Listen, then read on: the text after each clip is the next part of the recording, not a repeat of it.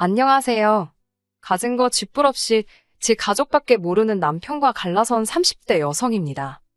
남편과 저는 봉사활동을 하며 만난 사이입니다. 저는 남편의 성실하고 책임감 있는 모습에 호감을 느꼈고 남편은 제 상냥하고 다정한 모습에 반했다고 하더군요. 저희는 봉사활동을 마치고 맥주 한 잔을 한다던가 봉사활동을 핑계로 따로 만나서 밥을 먹고 차를 마시는 식으로 사적인 만남을 몇 번 가졌는데 그만 이 사실이 눈치 빠른 누군가로 인해 봉사활동 모임 내에서 소문이 났어요. 그렇게 저희는 얼떨결에 공식적인 커플이 되었지요. 그렇게 남편과는 총 2년의 연애를 했는데 연애하는 동안 소위 서로 눈에서 눈물 나게 하는 일 없이 큰 사건 사고 없이 잘 만났습니다. 남편이나 저나 나이도 적지 않았기 때문에 결혼 이야기가 나오는 건 어찌 보면 당연한 일이었어요. 특히 저는 35 전에는 꼭 아이를 갖고 싶었기 때문에 조금씩 조바심이 들더라고요. 그리고 얼마 지나지 않았을 무렵 남편이 이런 제 마음을 눈치챘던 건지는 모르겠지만 돌아오는 주말에 저희 부모님께 인사드리러 가고 싶다는 말과 함께 프로포즈를 해왔습니다. 저희 집에 인사를 드리러 갔을 땐 전반적으로 화기애애한 분위기였습니다. 친정아버지께서 남편에게 질문 공세를 퍼부으셨을 때를 제외하면 말이지요. 친정아버지께서는 남편에게 정확히 직장에서 무슨 일을 하는지, 연봉은 어떻게 되는지, 회사를 관두면 앞으로 계획은 무엇인지, 그리고 결혼을 하게 되면 집 문제는 어떻게 할 것인지, 와 같은 질문들을 옆에서 듣고 있는 제가 민망할 정도로 직설적으로 그리고 단도직입적으로 물어보셨습니다. 그리고 그런 아버지의 질문에 남편은 약간 긴장한 것 같긴 했지만 마치 기다렸다는 듯이 막힘없이 대답을 했고요. 특히 집 문제의 경우 시부모님께서 남편 앞으로 아파트를 해주기로 하셨다며 자신만만한 모습을 보였는데 저도 처음 듣는 이야기라서 정말 깜짝 놀랐답니다. 제가 정말이냐고 몇 번 더 물었는데 남편은 속고만 살았냐며 시부모님께 결혼할 여자가 있다고 하니 아파트를 사준다 하셨다며 걱정하지 말라더군요. 친정부모님은 이런 남편이 마음에 드신 눈치였고 그렇게 저와 남편의 결혼을 허락하셨습니다. 집을 계약하고 나면 그에 걸맞는 혼수와 예단을 해서 보내시겠다 하셨고요. 그리고 얼마 후 이번엔 제가 시댁에 인사를 드리러 가게 되었습니다. 남편 말에 의하면 시부모님은 얼마 전까지 사업을 하시다 은퇴를 하셨고 노후 준비는 다 되어 있으시다 했어요. 지금 살고 계신 집도 시부모님 명의로 되어 있기 때문에 자식들에게 손 벌리실 분들은 아니니까 걱정하지 않아도 된다고요. 시댁에 도착하니 어머님께서 제 이야기를 많이 들으셨다며 어서 오라고 반갑게 맞아주셨습니다. 어머님께선 당신이 음식 솜씨가 좋지 못하다며 식사는 시켜 먹자고 하시더군요. 첫 만남부터 며느리감을 부려먹는 집들도 있다던데 그에 비하면 양반이지 싶어서 별로 신경 쓰지 않았습니다. 중국 음식을 시키고 음식을 기다리는 동안 어머님 아버님과 이런저런 이야기를 나누게 되었어요. 이제 2번 다시 볼 사이도 아니니 허심탄회하게 털어놓겠습니다. 하루 왼종일 돈 이야기만 하시더라고요. 주식이 어떻고 부동산이 어떻고 그러다 자연스럽게 집 이야기가 나왔습니다. 어머님께선 저더러 아내 가정가구는 뭐로 채울 거냐, 예단은 어떻게 할 거냐 그런 것들을 노골적으로 물어보셨어요. 저는 일단 집을 보고 집에 걸맞는 수준으로 친정에서 해주신다 하셨다고 말씀을 전했습니다. 어머님께선 그럼 예단부터 하자는 식으로 말씀을 하셨는데 이 부분은 저 혼자 정할 수가 없어서 친정부모님과 상의해보겠다고 말씀드렸지요. 솔직히 말하면 이때 조금 느낌이 쎄하기는 했는데 딱히 뭐라고 꼭 집어 말하기는 어렵고 아무튼 하루 종일 어머님 곁에서 적당히 내내 해가며 하루를 보냈습니다. 상견례까지 마친 이후로는 정말 본격적으로 부동산 투어에 나섰습니다. 솔직히 이것도 많이 늦은 감이 있었는데 이렇게 된 데는 또 그 나름의 사연이 또 있어요. 집을 해주신다던 어머님께선 식장을 예약하고 나자 말을 살짝 바꾸셨습니다. 저더러 2억을 줄 테니 예산에 맞는 집을 사라고요. 문제는 그때가 2020년이었습니다. 서울에 2억짜리 아파트가 있을 리 만무했지요. 있다고 해도 없는 거나 마찬가지인 아파트들이었달까요. 남편이 저더러 대출을 받아서 보태면 어떠냐고 했지만 대출을 1, 2천 받아서 될 일도 아니었기에 엄두가 나지 않았고요. 이러지도 저러지도 못하고 발품만 팔며 시간을 보내던 어느 날 정말 운 좋게 10평대의 서울 외곽에 위치한 아파트 하나를 발견했습니다. 저는 너무 기쁜 마음에 바로 남편에게 전화를 걸었는데 남편은 뜻밖의 반응을 보이더군요. 너무 작다고 그런 데서 어떻게 사냐고요. 하지만 시댁도 방 하나 거실 하나가 전부였던 걸 봤던 저로서는 남편이 왜 그렇게까지 질색을 하는지 솔직히 이해가 되질 않았지요.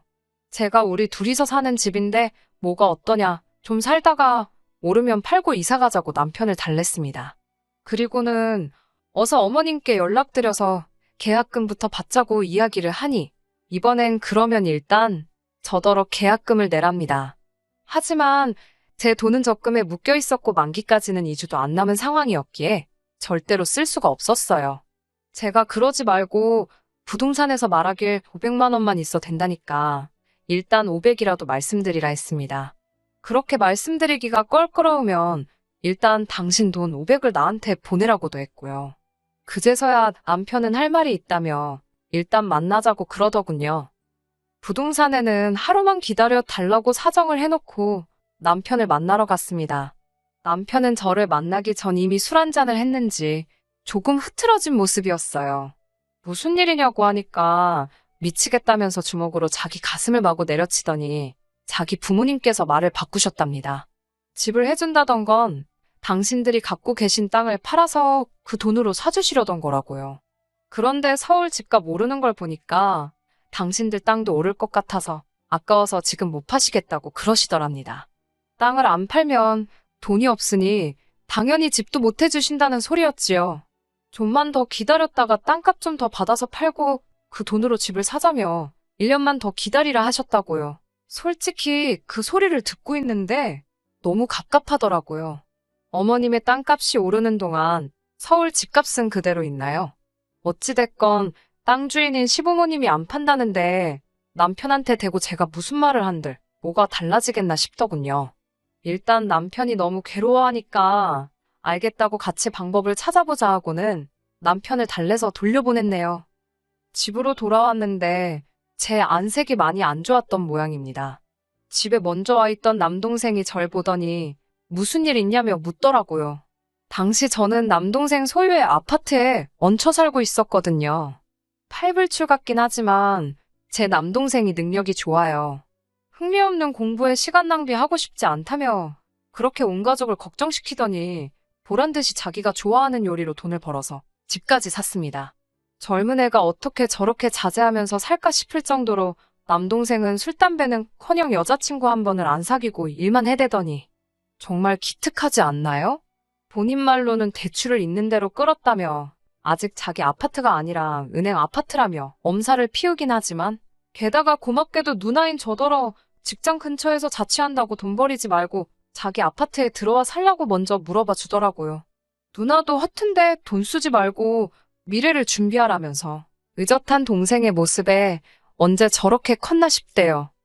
아무튼 동생에게 저는 남편과 나눈 이야기를 털어놓았고 동생은 생각에 빠진 듯 보였습니다. 그러더니 한다는 말이 그럼 일단 이 집에 같이 들어와 살면 되지 않겠냐고 그러더군요. 저는 생각지도 못한 남동생의 제안에 깜짝 놀랐습니다. 말도 안 된다고 아니라고 결혼을 그냥 천천히 하던지 다른 방법을 찾아보겠다는 저에게 동생은 매형이 좋은 사람 같았다며 돈 때문에 누나가 좋은 사람을 놓치지 않았으면 좋겠답니다. 그렇다고 동생과 저 둘이서 정할 문제는 아니었으니 남편과 먼저 방법을 좀 연구해보겠다고 했네요. 이튿날 저는 다시 남편과 만났고 남편에게 그럼 일단 당신이 모아둔 돈부터 말해보라 했습니다. 이때만 하더라도 만약에 남편이 한 7, 8천 정도 모아둔 상황이라면 제가 모아둔 돈과 합쳐서 전세라도 구할 작정이었거든요. 그런데 남편의 말은 가관이었어요.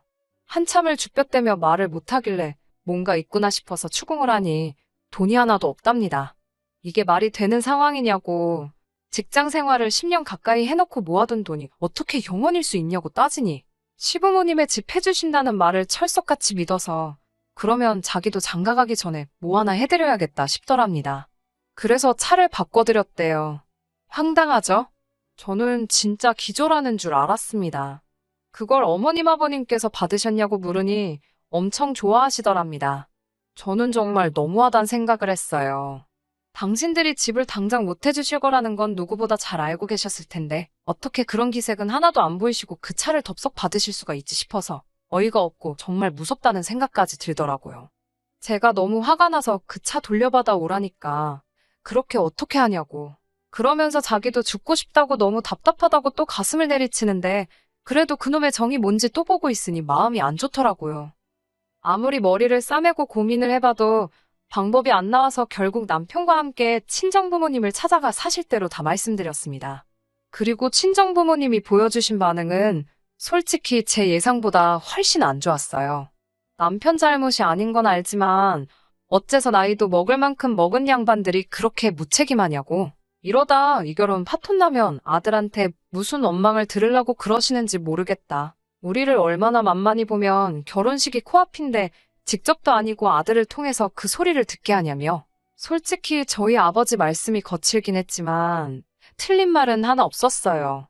하지만 친정부모님께서도 차마 파혼하라 소리는 못 하시더군요.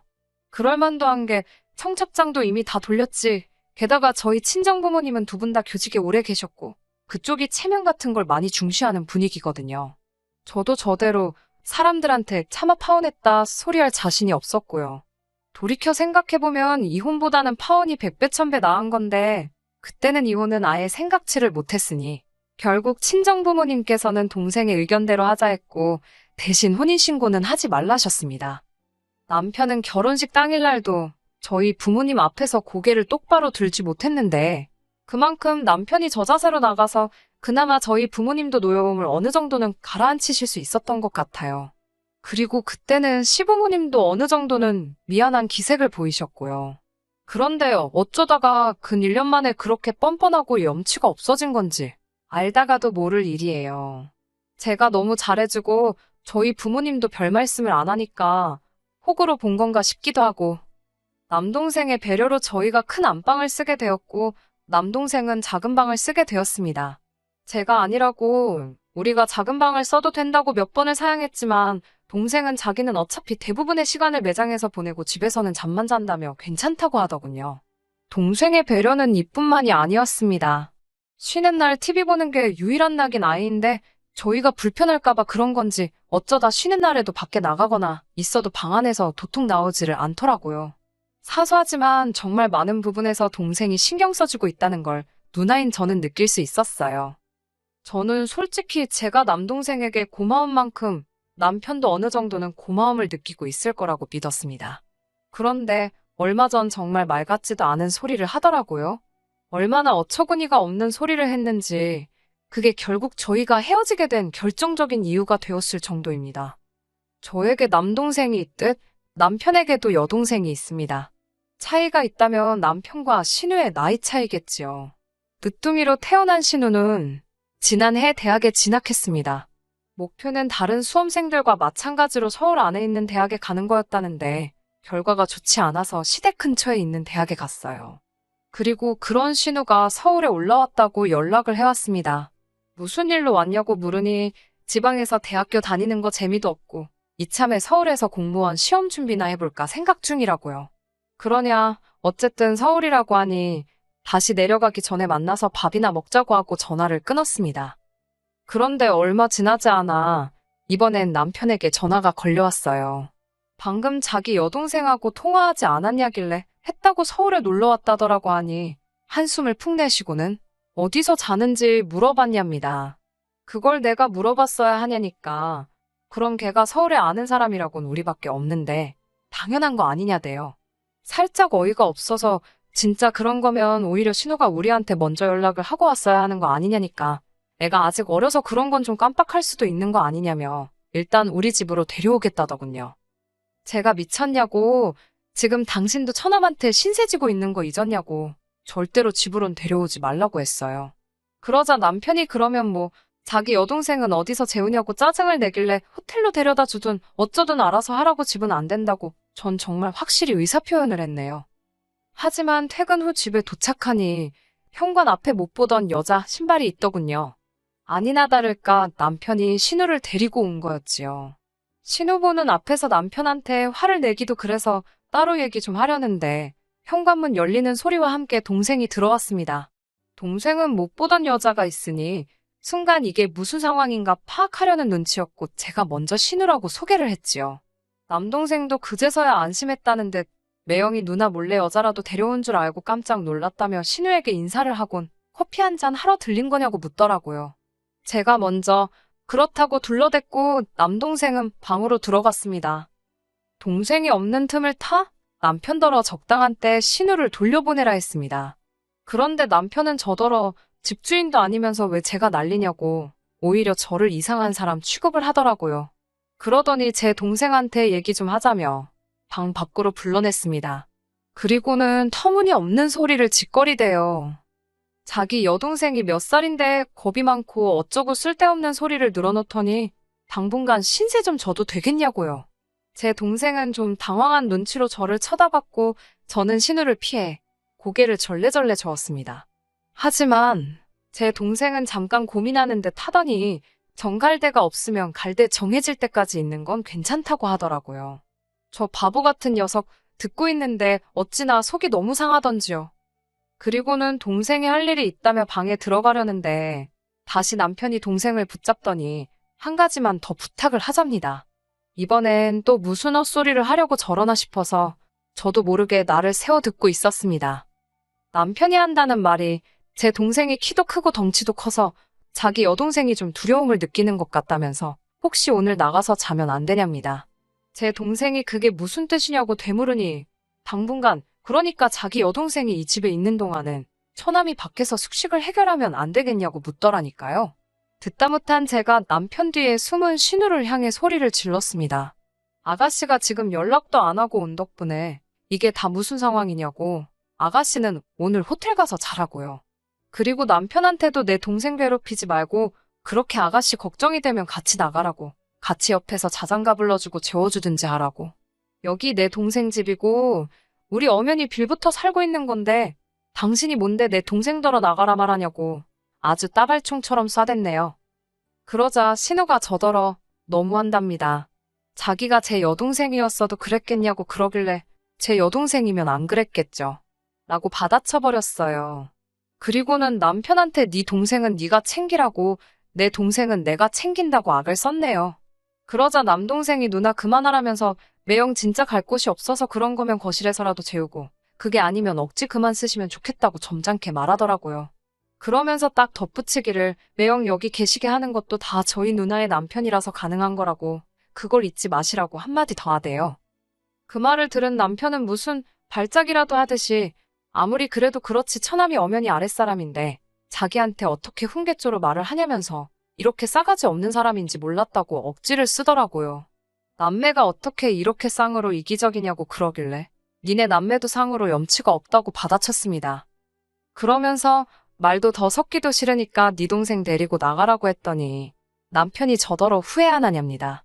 조금만 더 기다리면 어머님이 집 사주신다고 했는데 이런 식으로 행동하면 그 집에 제 지분은 하나도 없는 거라나요?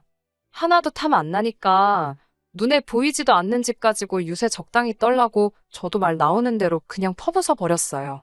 그러면서 꺼지라고 아주 악을 쓰니 제 기세에 눌렸는지 남편이 어버버하면서 신우를 데리고 나가더군요. 그 일이 있고 나서 저희는 그동안 서로 서운했던 묵은 감정이 다 터져 나왔습니다.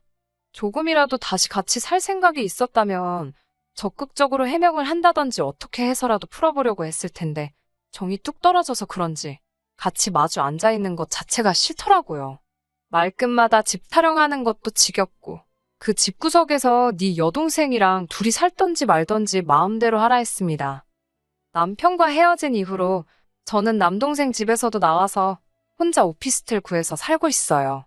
더 이상 동생한테 신세지기도 싫고 누나로서 보여주지 말아야 할 모습을 보여준 것 같아서 마음도 안 좋고 그래도 무능하고 염치 없는 남편하고 너무 늦지 않게 헤어져서 다행이다 싶습니다.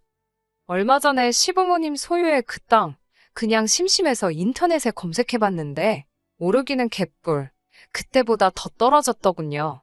평생 그 소중한 땅 쥐고서 품에 꼭 끌어안고 살았으면 좋겠네요.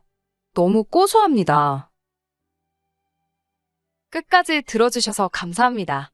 오늘의 사연은 여기까지입니다.